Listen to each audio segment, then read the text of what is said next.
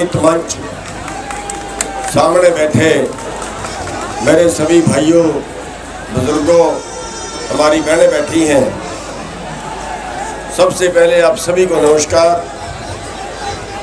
साथियों, आज जो देश की हालत है, आज मारे टोटे के, मारे आर्थिक तंगी के, आज 1 घंटे में 2 किसान आत्महत्या कर रहे हैं। 1 घंटे में 2 और मारे बेरोजगारी के आज 28 बेरोजगार प्रतिदिन आत्महत्या कर रहे हैं। और हमारी जो आने वाली पीढ़ी है, वो जो कुछ उसके पास यहाँ था वो सारा बेच के बाहर भाग रहे हैं। जिन अंग्रेजों से हमने भारत को आज़ाद कराया, जिसमें 4400 के करीब हमारे किसानों ने शहीदियाँ दी देश को आज़ाद कराने में, अंग्रेजों को भगाने में, आज उन अंग्रेजों के पास आज हमारी अगली पीढ़ी अपना भारत छोड़ के आज उन अंग्रेजों के पास भाग रही है। अपनी प्रॉपर्टी, अपने यहाँ पे सब कुछ तबाह करके भाग रहे हैं। डोंकी के रास्ते भाग रहे हैं, जंगलों के रास्ते भाग रहे हैं। क्यों? क्योंकि यहाँ पेट चलाने के लिए कुछ नहीं है, यहाँ परिवार पालने के लिए कुछ नहीं है। और साथियों, अभी यहाँ पे बस नहीं है, अभी इतने में गुजारा चलने वाला नहीं है सरकार का। अभी जो बाकी रोजगार है वो भी छीन रहे हैं। अब पीछे दिल्ली से लेके और पानीपत तक जो जीटी रोड है, उसका ऑर्डर आ गया था कि इसको दोनों पासे से बंद कर दिया जाए। सारे ढाबे, सारे पेट्रोल पंप, सारी दुकानें बंद कर दी जाए। उस पर हम ही ने थोड़ा स्टैंड लिया था, अभी वो चलती रहेगी। आगे देखिए, देश में जितने हाईवे निकल रहे हैं, जितने रोड निकल रहे हैं। एक दिन मैं दिल्ली से और लखनऊ गया, दिल्ली से और लखनऊ तक पूरा रोड दोनों पासे से सील है। ना कोई नीचे उतर सकता है, ना कोई नीचे से चढ़ सकता है, ना कोई ढाबा खोल सकता है, ना कोई टायर पंचर की दुकान खोल सकता है, ना कोई चाय की दुकान खोल सकता है। उस पर कुछ दूरी पे जो भी सामान है वो सारा रोजगार, चाहे उस पर पेट्रोल पंप है, चाहे उस पर कोई चाय की दुकान, चाहे मॉल है, चाहे ढाबा कहीं खोला हुआ है, वो सारा भी उसी कंपनी का है। और वो कंपनी का मेरे सामने जब आया, हमने चाय एक जगह पर रुक के पी, वो कंपनी भी अमेरिका की है। यानी आगे जितनी सड़कें निकल रही हैं, उन सड़कों के किनारे जो रोजगार होता था वो भी उन्हीं कंपनियों का होगा जो कंपनी रोड निकालेगी। यानी बेरोजगारी और आपकी कई गुना बढ़ने वाली है।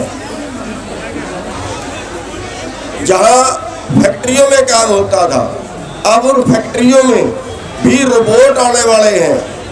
जो काम हमारे मजदूर करते थे वो काम रोबोट करने वाला है। यानी अभी बेरोजगारी जितनी फैक्ट्रियों में भी काम करने वाले हैं, उनकी संख्या भी कम होगी और बेरोजगारी भी और बढ़ेगी।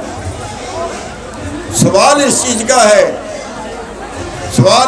है कि हमारे देश के नीतिकार क्या कर रहे हैं। नीतियाँ 2 तरह की होती है। हमारे देश की उल्टी नीति है। हमारा देश जो नीति अपना रहा है वो अमेरिका की नीति अपना रहा है, जहाँ पे आबादी कम है, कारोबार ज़्यादा है। लेकिन हमारे देश की नीति उल्टी होनी चाहिए, जहाँ आबादी ज़्यादा है और कारोबार कम है। जनता भी एक प्रॉपर्टी होती है। हमने उसको प्रॉपर्टी नहीं मानना, हमने उसको बोझ मान लिया। जनता भी एक प्रॉपर्टी होती है। अगर एक परिवार में एक आदमी कमाने वाला है तो कमाई कम होगी। अगर एक परिवार में 4 लड़के काम करने वाले हैं तो कमाई ज़्यादा होगी। लेकिन उस हिसाब से हमने लिया ही नहीं उस चीज़ को। हमारे पास इतनी आबादी है कि हम अगर 100 रुपये रोज के कमाएं तो भी बहुत पैसा हो जाता है, हमारा देश अमीर हो सकता है। यहाँ का माल बना के विदेशों में भेज सकते हैं, लेकिन हम उल्टा कर रहे हैं। हम चीन का बना हुआ माल खरीद रहे हैं, हम दूसरे देशों का बना हुआ माल खरीद रहे हैं, जबकि हमारे पास अपनी उत्पादन क्षमता बहुत ज़्यादा है। हमारा मजदूर 300 रुपये में काम करने के लिए तैयार है, वही मजदूर अमेरिका में 5000 रुपये में काम करेगा, तो हमारा 300 बड़ा खाली क्यों है? हमारे यहाँ तो और ज़्यादा उद्योग लगने चाहिए, हमारे यहाँ तो और तरक्की यहाँ कर ज़्यादा करनी चाहिए। लेकिन साथियों, सरकार की जो पॉलिसी है वो चंद पूंजीपतियों को पालने की है, आम लोगों को पालने की नहीं है, चंद पूंजीपतियों को पालने की है। और आज पोजीशन ये आ गई है, आज तो बेरोजगारी से भी कहीं नीचे की गंभीर पोजीशन आ गई है। आज हमारे देश में 22 करोड़ लोग रोजाना भूखे सोते हैं। 22 करोड़। आज एक आदमी की आमदन, जो बहुत बड़ी आबादी है, आज 35 रुपये प्रति व्यक्ति है।